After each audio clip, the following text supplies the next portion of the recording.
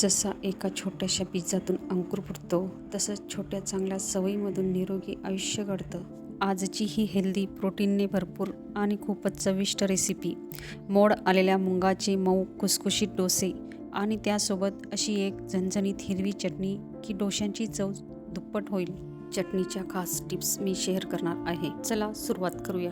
सर्वप्रथम मिक्सरच्या भांड्यात मोड आलेले मूग, कोथिंबीर, आल्याचा तुकडा, हिरवी मिरची, भिजवलेले तांदूळ, चवीनुसार मीठ आणि थोडंसं पाणी घालून सर्व साहित्य बारीक वाटून घेऊया. तयार झालेले पीठ बाउलमध्ये काढून घेते. गॅसवर तवा गरम झाल्यावर हलकंसं तेल लावावे. चमच्याने पीठ घालून हलक्या हाताने गोलाकार पसरवावे.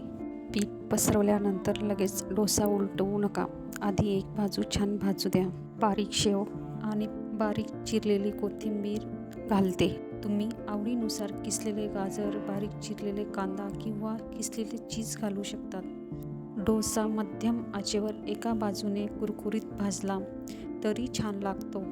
डोसावर न काही घातल्यास दोन्ही बाजूंनी भाजू शकतात. मी पोळी आणि डोसा दोन्ही एकाच तव्यावर करते, त्यामुळे डोसा करण्यापूर्वी तवा व्यवस्थित गरम करून त्यावर थोडंसं तेल लावून पुसून घेते. त्यामुळे डोसा तव्याला चिटकत नाही आणि छान पातळ कुरकुरीत होतो. अशाच प्रकारे सर्व डोसे तयार करून घ्यावे. आता डोशांसोबत चविष्ट चटणी तयार करून घेऊ.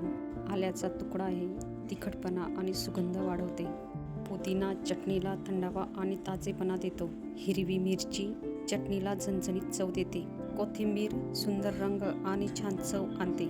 ओलं खोबरं घट्टपणा येतो. शेव घातल्यामुळे छान चव मिळते. चवीनुसार मीठ, लिंबाचा रस, चव चटणी अधिक फ्रेश राहते. थोडं पाणी घालून सर्व साहित्य बारीक वाटून घ्यावे. चटणीचा रंग आणि घट्टपणा खूप छान आला आहे.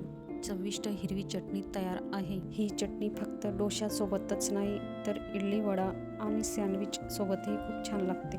मऊ खुसखुशीत मोड आलेल्या मुंगाचे डोसे आणि झणझणीत हिरवी चटणी तयार आहे.